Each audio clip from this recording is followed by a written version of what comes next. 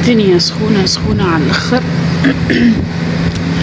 والله نخمم كيفاش نبدا نطيب وكيفاش نقضي الدار نظيفة. الحمد لله عندي شوية مكياج صابون باش بعديك باش نشرب باش صاي كملت غسلت وكها. والله نخمم كيفاش باش نطيب برك التطيب. شوف الدنيا سخانة موت. ذي بنانين داخل الداري البنات توها غادي يحط راجل الكرهبة والدروج على اليمين.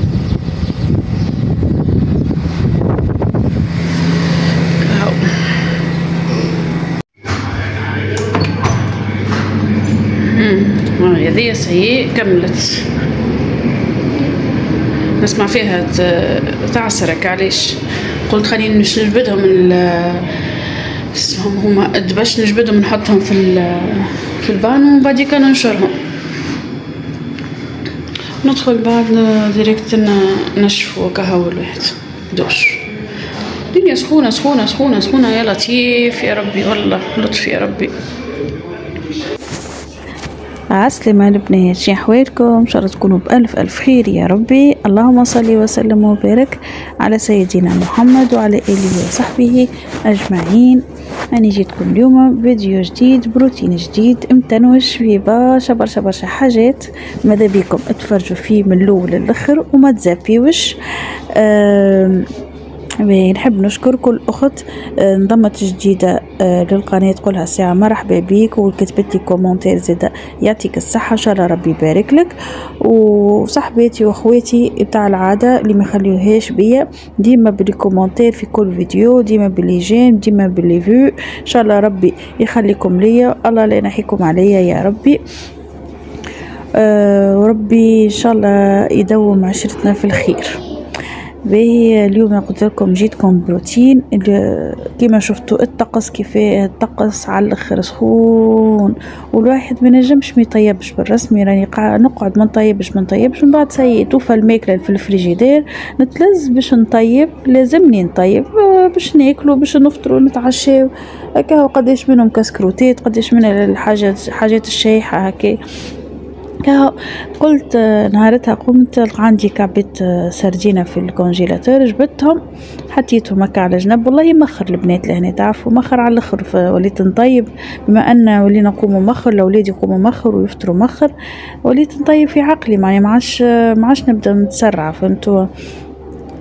قلت لكم جبت كعبة السردينة نضاف هما نشري حوت نظيف وحطيته في الوحدة البول بتاع الماء باش تنحى الثلج تحل منه الثلج. قصيت كعبة بطاطا، عندي القراع، عملت صوص تومات هذيك قصيتها طماطم دي كوب صغيرة وقرنيش فلفل هذوك حطيته في الكسرونة هما كيما تشوفوا فيهم. وبعد باش نحط فيها الصوص هذيك الزيت بتاع الفلفل نحط فيها الصوص وميم طون هكا وغادي نقلي في البطاطا. والله كي نعمل هكايا البنات دخلت ديريكت جبت الخضر اللي حاجتي بها اللي باش نقصها للمقلي. نظفت البطاطا قشرتها والقراع كيف وكل واحد حديته في حاجة هكايا، ونظفت الكوجينة كل شيء، نحيتك الديشي بتاع البطاطا والكل نحيتهم، طيشته ونظفت حسير ونظفته كما اي حد يعمل. وبعديك شعلت على الغاز وبديت نقلي بالحاجه اللي نقلي، نغسل الوحده نتاعها نقلي ونغسل. كيف كملت ما حسيتش روحي تعبت قسما بالله، حسيت روحي فيسع وما بقيتش في التطيب. رجست رغيت هكا فوق الكوجينه ومسحت ظلمت الدنيا وعملت شويه في توكس وخرجت. معناها ما شدليش وقت جمله وليت هكايا نعمل خير مني نبدا نقص ونقلي وميمتو ونرجع نقص مثل البطاطا نحط التقليه وبعد كده نرجع للقرع ونمشي نعمل طلع على البطاطا نتمهمش اصلا هكاكا. ديجا نهارتها نخلي الحاجه تتقليه ونمشي ننشر الدبش، عندي دبش نتوي فيه نمشي نقد كل مره نعمل حويجه فهمتوا هكاك. كملت كل شيء في نفس الوقت وسكرت الدنيا وقعدت على روحي. كما شفتوني عملت هنا قصيت البطاطا حطيتها، قلت قصيت البطاطا وحطيتها تتقلي وقصيت لا اله الا الله محمد رسول الله الطماطم. نقرا في الكومنتير باش نقول لكم حاجه من بعد على الفيديو اللي فات قلت لكم طلعوا شنو شريت، شو نقول لكم باهي. وقلت لكم غسيت الطماطم من هنا، حطيت فيها شويه فلفل اكحل وشويه ملح وشويه تبل وكرويه وشويه كركم وشويه فلفل زينه وفلفل احمر. عملت لهم غرفه صغيره طماطم معجونه حكه يعني، وهرسلها الثوم اكاها وتبل ثوم وكمون يظهر لي. ورا مني عارفه البنات عملت فيها الكمون. انا ديجا ماما تقول لي ديما الزيت نتاع الحوت طيب به الصوص، اما انا باش نقعد نستنى بالليل الحوت اخر حاجه يطيب باش نطيب الصوص يفك عليا، قلت نعملوا زيت وحده وكاهو. البطاطا كملتها ومشينا لك بعد نمشيو للقراعه وكيكه. حسيلو روتين اليوم خفيف ظريف كيما تحبوه، روتين صيفي، وجيتكم فرحانة على الاخر. المره اللي فاتت هبطت لكم قلت لكم طلعوا شنو الحاجه الجديده اللي شريتها. بور لو مومون ما زلت انا توا نشوف في لي كومنتير، مازالوا حتى واحده ما طلعت، ما قيش حتى واحده طلعت الحاجه، ما نعرفش ما زلتوا باش تطلعوا الا لا. ان شاء الله يا ربي، والله امنيتي واحده تطلع نحب نعطيها كادو، والله امنيتي.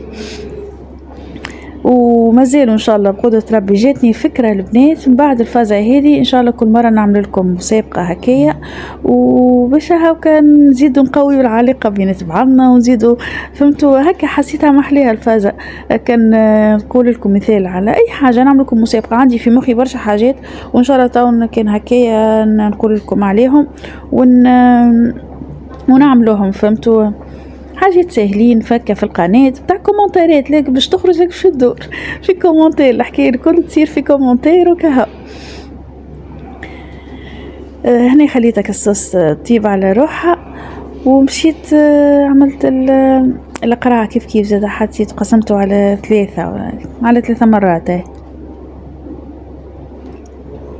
ما شفتوها الطقس كيفاش والله نهارتها، والله نطيب الدنيا مسكرة. ومن بعد كيف قليت حسيت روحي بديت نسخن وانها السخانة متاع المقلي رجعت عليا، وزيد بديت نقلي في الحوت بيانسير لازمني نحل الدنيا. حليت الشباك خليت قعدت نقلي والشباك محلول هكا دارت النسمة شوية. ومن بعد جيكا سكرت شيلي مش نسمة، هي مين النسمة مش عارفة وين. هنا كملت كعبة الحوت زيادة حطيتهم مفوحين، زيادة عملت لهم ثوم وكمون وملح مفوحين وحطيتهم رقدوا في اللفاح متاعهم مليح. وبعديك قليتهم. بالحق ما شدليش وقت جملة، حتى خالتي نحكي معاها قلت له لي شد لك وقت، قلت لها والله لا شد لي وقت جملة خفيف على الاخر، حسيت في طب كاولادي هاك قاعدين يلعبوا غاديكا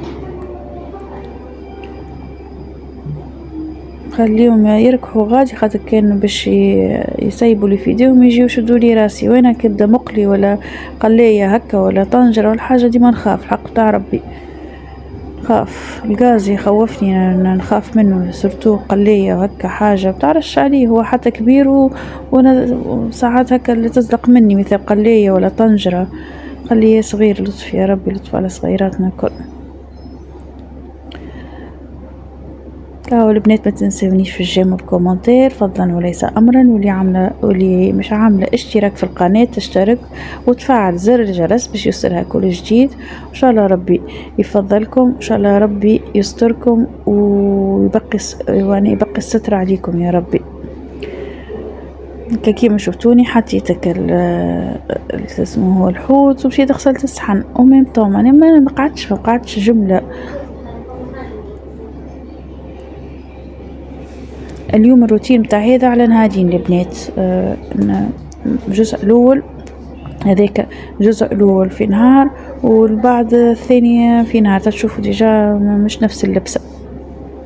انا ولدي قال لي ريحه بنينه ناخذ حوته قلت له برا امشي خلينا نكمل وبعد نحط لكم وكا.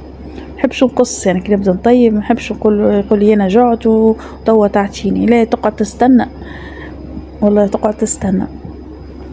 كده جا كملت ديريكت حطينا فطرنا ومشيت تمديت. والله سخانة لطف يا ربي لطف. بالحق ما نطيقهاش انا السخانه هكا، ما نجمش والله ما نجمها. حتى في العشيه كيف نحل، خاطر الصباح ما عادش نحل الدنيا ما فماش، خاطر هوايه ونسمه ما فماش. العشيه كيف نحل الشباك باش ندور النسمه هكا نقعد شوي زعمه اما نبدا ننفخ وندور وننفخ، نبدا نقول شعلت الدنيا سخونه مش هو يقول لي راجلي يقول لي برا حل الكليماتيزور، وانا بطبيعتي لازمني نحلها، خليتها تهوى باش تقعد ديما مسكره الكليماتيزور حتى من العظامنا يبسد اللطف. وكملت هنا، مشيت عملت رغوه هكية للرخامه بالجافيل وكل الواحد هذا كيف السخان متاع الماء. الغاز مسخ شويه، عملته بابي ألمنيوم اخيرا مستور ما يظهرش حسيله، نحيلو على بابي ألمنيوم ونعملو مسحه باهي. البلار هذاك مسخ برشا بزيوت وكل مطشوش كهو هكا. هنا والله تعرفوا البنات ريحة الجافيل تتبدل الريحة بتاع الدنيا الكل. غسلتك المنديل وحديته نشرته ومشيت عملت شوية في توكس، منها تبدل الريحة ومنها كان فما ذبين ولا حاجة يخرج علينا كهو.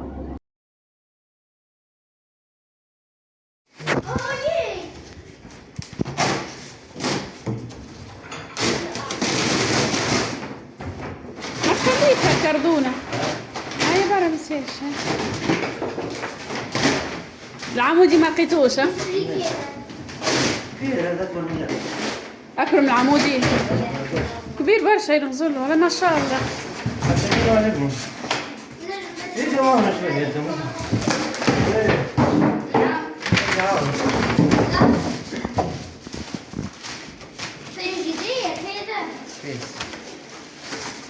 هذا بالمفتاح زاده، هذا نحط فيه فلوسي مش هاي ترحل هي خنيش يعني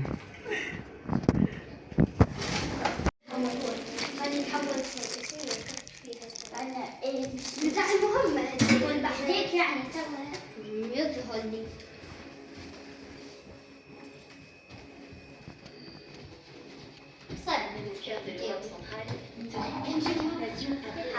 كده انت متخشش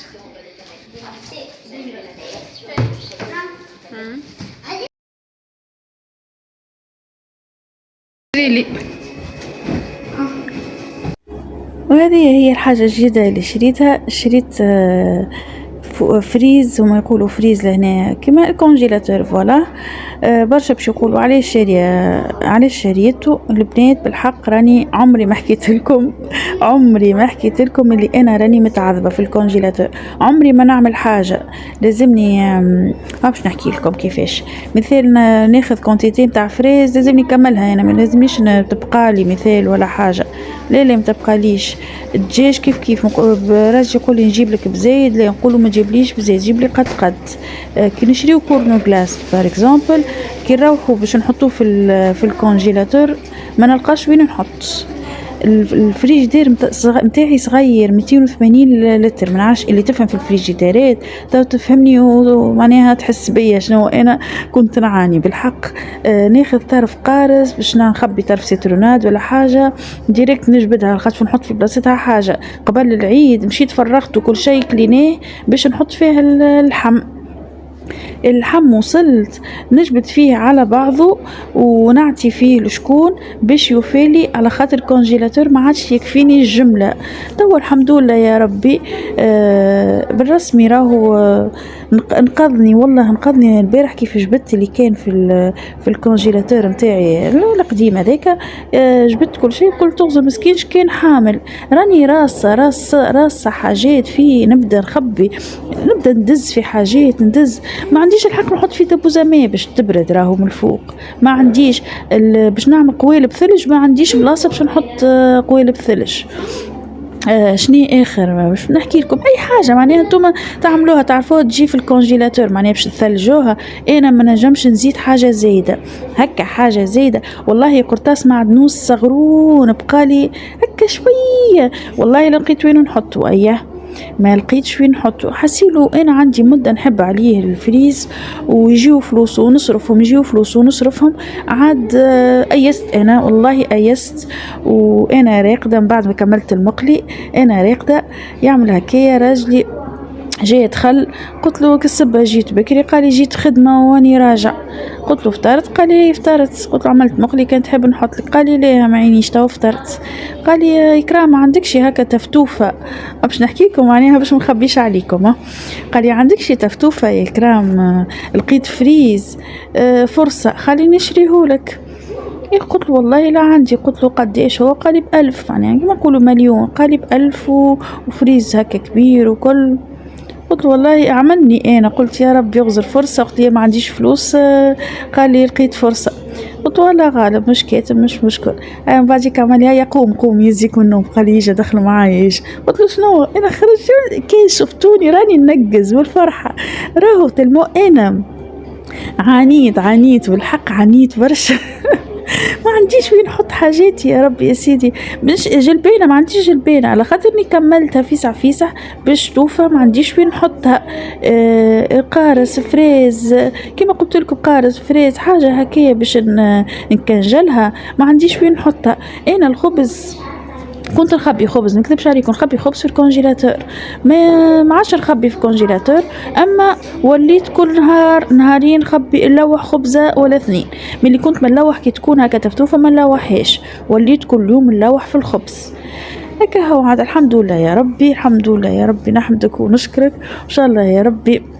اللي ما عندهاش حاجة وتتمنى حاجة يا ربي يعطيها لها إن شاء الله ربي يفرحها كيما أنا فرحت. بالحق نقولكم أنا راني فرحانة على الآخر بيه. تقولوا هذه ياسر مبالغة على خاطر بالحق الفريجيدير كونجيلاتور متاعي صغير على الآخر 280 لتر. ادخلوا شوفوا الوحدين الكاباسيتي متاع الفريجيديرات وكل تلقاوه راهو صغيرون. أصغر واحد راجلي أنا وقتها قلت له علاش اخترته صغير؟ قلت له هذا بتاع عزاب بتاع واحد وحده راس مش بتاع عيلة هكايا. قال لي يلا غالب. قال لي ما نعرفش. قلت له عالسوم؟ قال لي والله مش عالسوم. ممكن تعرفوا انا وريته ما تعرفوا راجلي راه ملوش على هذه فلوس ولا حاجه راه ملوش اخر حاجه خمم فيها الفلوس. قلت له يمكن على الفلوس وكل. قال لي والله لا. قال لي انا معناها تو انا كي شريت وكل شيء مش نقدر نخمم على السوم وهذه رخيصه وهذه غاليه هكا. هو الحمد لله يا ربي شريته وارتحت منه. وكما قلت لكم اللي باش تطلع من اللي يهبط الفيديو اللي باش تطلع عندها الكادو راني مانيش باش نبطل منه الكادو. واللي مش تطلع ان شاء الله فرصه قادمه نعمل حاجه اخرى ونعملوا كادوات اخرين. باين دوي كنتبعوا الفيديو نتاعنا كما شفتوني جبت الزرابي بتاع بيت الاولاد راهم مسخين التراب مش مسخين معناها التراب شفتوا هبطوا من الاول كسلتوا هذاك التراب منهم هما. اما هذوما متاع بيت النوم لا ما هذوما عندي هكا دي تراس نوار. ممكن مكياج ممكن هكا حاجه كحله لاصقه فيها بلايص هكا حكيتهم هكا. هو التراب ما فيهمش برشا. وبتاع الاولاد ما همش مسخين بالتراس اما فيهم تراب ياسر. ممكن على خاطر بيتهم على الواحد على الباركون وكل شيء هيك علاش كما شفتوا نغسل في وجهي قاعدة نغسل نحك في الواحد ونغسل في وجهي سخانة ياسر. خاطر سكرت الشباك نهارتها موضوع سكرته ما سكروش انا في العادة اما سكرته على خاطر شيلي داخل من غاديكم ما عادش نجم نتحمل جملة شيلي وليت سكرته. وبالطبيعة الضوء مقصوص عادة بالطبيعة كل العادة والعوايد الضوء مقصوص. توا عادي نبداو قاعدين يا ربي في امان الله يعملوا هكا يقصوا علينا الضوء ولا حتى توا الكليماتيزور قاعدة نعمل حالته وسخون على الاخر. يعني بعد ما كملت مرة الاولى شللتهم كما شفتوني وبعدك قلت خلينا نغطسهم في السطل. غطستهم في السطل وحطيتهم على جيب لي ولدي الكرسي وحطيتهم على الكرسي باش يتسقطروا مليح ديجا تو مازالوا يتسقطروا وبعد نحطهم يتنشروا في البركون يباتوا غدوه الصباح ندخلهم يشيحوا فيسع ديجا وما تو تحسهم نص شيح. دخلت شفتهم لقيتهم سي نص شيح. هكا كريت كيفاش عملتهم وغسلتهم هكا حسيتهم خير، حتى من الرغوة زيد تنحى أكثر. غير الكبيرة ما نجمش نحطها، عملتها بالماء ديريكت وكهو. هذه زيادة حطيتها في البانو، متاع بيت النوم ما دخلتش في البانو، خفيف الحق ما تعبتش فيهم برشا. تاع بيت النوم الكبيرة نكون رزينة كي تبلت كهو. تعرفوا نرتاح البنات راحة وكما قلت لكم راحة كيف نغسل هكا فراشي ونغسل الزرابي. كملت فراش ارتحت منهم، وهذوما الزرابي تو مازالت الزربية الأخرى الكبيرة كهو.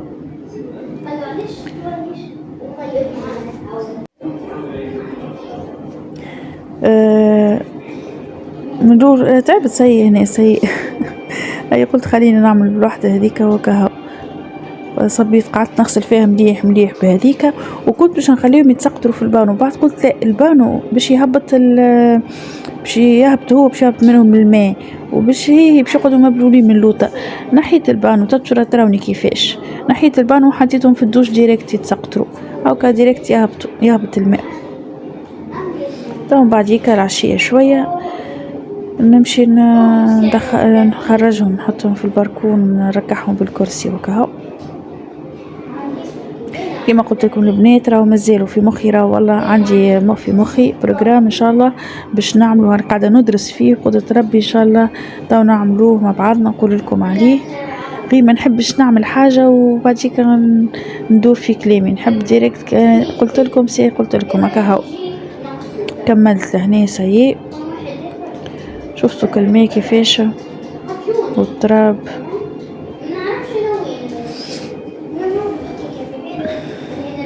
نهارتها طيبت مقرونة بالصلصة ديريكت مع قص الضوء، مشيت قصيت على الطنجرة ومشيت التكييف عشان النجم سيء. ما قلت لكم نفطر ومخر. قمت من بعد ما رجع الضوء قمت صمت وكملت خليتها زيادة تغلي وصمت المقرونة وفطرنا وقعدت على روحي. هنا باش نعمل حكة لك الدوش. حسيتو كي عمل كيما الحز لكحل بالماء ذاك، قلت خلينا نعمله حكة خفيفة برغم ديما راني نحك فيه هنا. ان شاء الله بريود الجاي باش نعمل حكة زيادة للدوش باهية خاطر عندي مدة كبيرة، ممكن مش تاي ولا وقتاش ما عملتش كل الحكة الكبيرة. ديما انا يدي فيه وكل، اما باقي كالسبابل باش نصب عليهم البرودوي وكل شيء باش نعمله حكة باهية.